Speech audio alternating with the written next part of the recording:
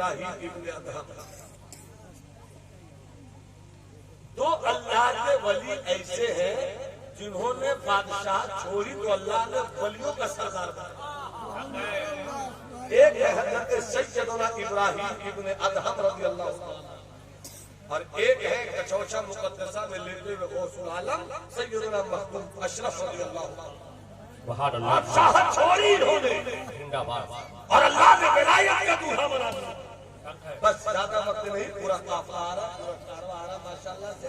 इस वाक़े को सुना कर अपनी गुफ्तगू तमाम करूंगा। इधर तवज्जो है भाई, इजाजत है तो मोहब्बत से हाथ उठा के बोलो सुभान अल्लाह। हाथ उठा कर बोलो सुभान अल्लाह। अब इस वाक़े को जल्दी से सुन लीजिए।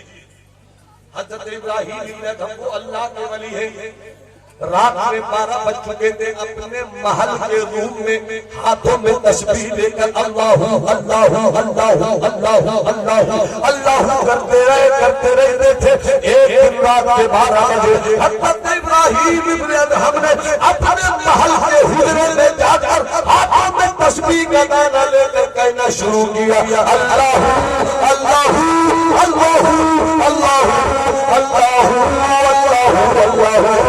इतने में अचानक छत से दौड़ने की आवाज आई। जैसे अब जैसे ही दौड़ने की आवाज आई, हजरत इब्राहिम इब्न अदहम कहते हैं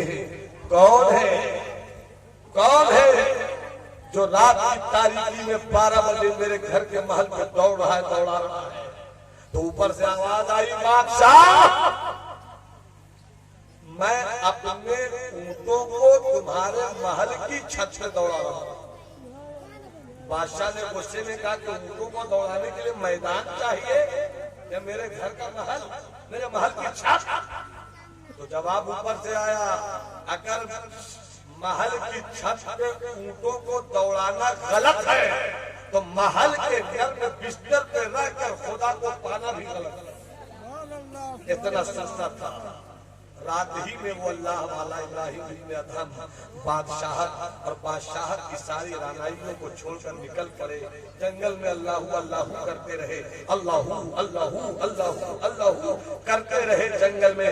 कुछ दिन के बाद अल्लाह ने विलायत से नवाज दिया। इतने बड़े वली हो गए हजरत इब्राहिम इब्न अदहम एक दरिया के किनारे से गुजर रहे थे, एक सुई गिर गई इनकी। तो कहते हैं मछलियों कहाँ इब्राहिम की सुई निकाल के लाओ। तो जितनी मछलियां थी सबसे मुंह में सुई थी, किसी के मुंह में सोने की सुई, किसी के मुंह में चांदी की सुई। हजरत इब्राहिम ने कहा कि सोने और चांदी की सुई मत दिखाओ, अगर सोने और चांदी की लालच होती तो मैं बादशाहत नहीं छोड़ता, मेरी सुई मुझको लाकर दो।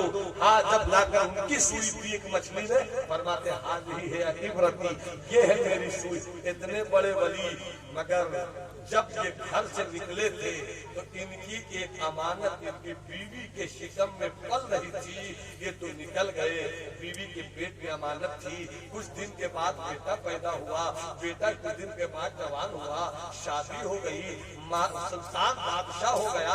माँ ने कहा बेटे जवान भी हो गए, शादी भी हो गई, बादशाह भी हो गए, अब जरा हज कर लो। बादशाह हज करने को पहुंचा।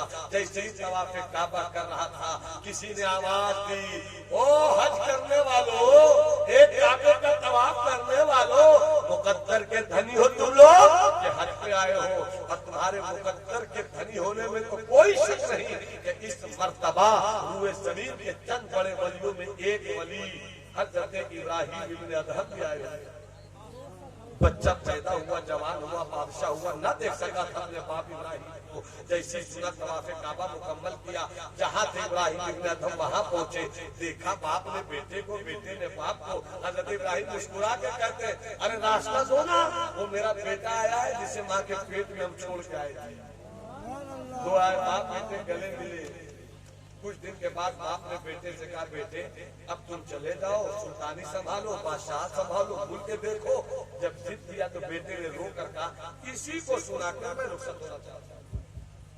बेटे ने रो कर कहा अब्बा पैदा हुए, जवान हुए, शादी हुई, बादशाह हुए, अब जाकर मुलाकात हुई, दूसरी मुलाकात कब होगी पता नहीं है। एक वादा कीजिए अब्बा मैं चला जाऊंगा। का कौन सा वादा? कहा कि वादा कीजिए कि कयामत के दिन जरूर मिलिएगा, कयामत के दिन जरूर मिलिएगा। बाप ने का वादा किया, कहाँ मिलिएगा? कहा हौजे कौशल के पास। तो बेटे ने कहा हौजे कौशल में तो बहुत भीड़ होगी, वहाँ भीड़ में कहाँ पर ढूंढेंगे? इतने बड़े अल्लाह के वली, अपनी जिंदगी देखो, अपनी इताअत देखो, हमने क्या तकवा कमाया, कुछ नहीं, और इतने बड़े अल्लाह के वली वो कहते हैं कि हौजे कौशल पे जहाँ सबसे ज्यादा प्यासों की भीड़ होगी, उन्हीं भीड़ में प्यासों में तुम्हारा बाप भी प्यासा हौजे कौशल के लिए तड़पा।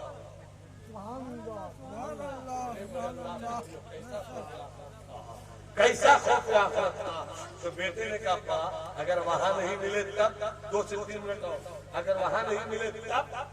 तो फरमाया अगर वहां नहीं मिला ना मैं, तो जहाँ पर अमल तौले जाते हैं तराजू के पास में रहो।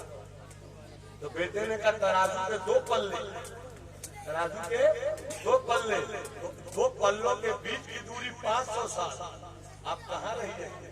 तो इब्राहिम भी अदम कहते हैं कि जिस तरफ गुनहगारों की भीड़ हो, हम वहीं पे। बेटे ने कहा अगर वहां भी नहीं मिले तब, एहसास के कानों से सुना, वहां भी नहीं मिले तब। तो वो फरमाते हैं कि अगर वहां भी तेरा बाप इब्राहिम नहीं मिला तो जहन्नम के दारोगा से पूछ ले,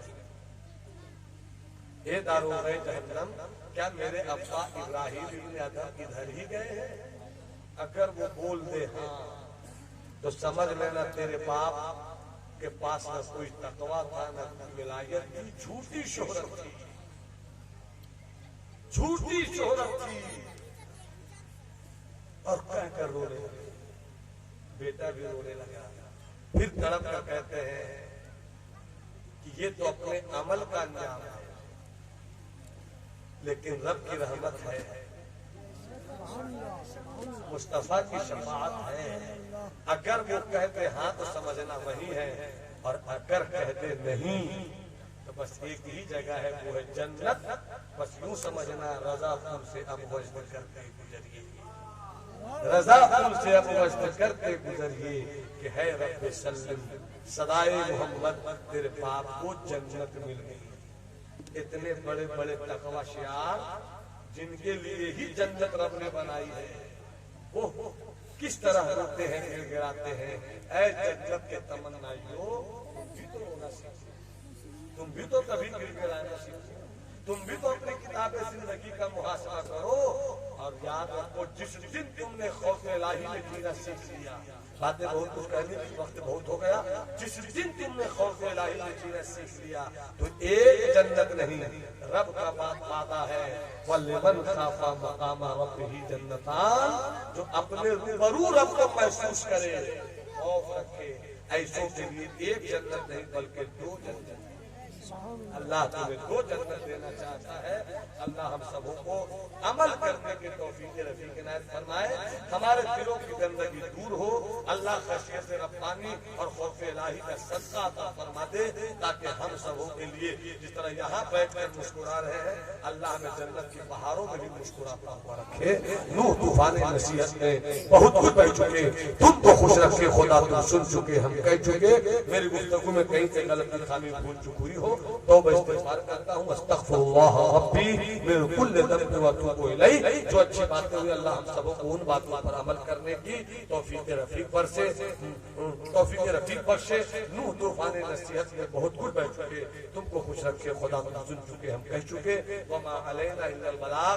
जिन लोगों ने शुरू में सलाम का जवाब नहीं दिया, एक मौका दे रहा हूँ, सलाम का जवाब दीजिए, मौके का फायदा उठाइए। अस्सलामु अलैकुम।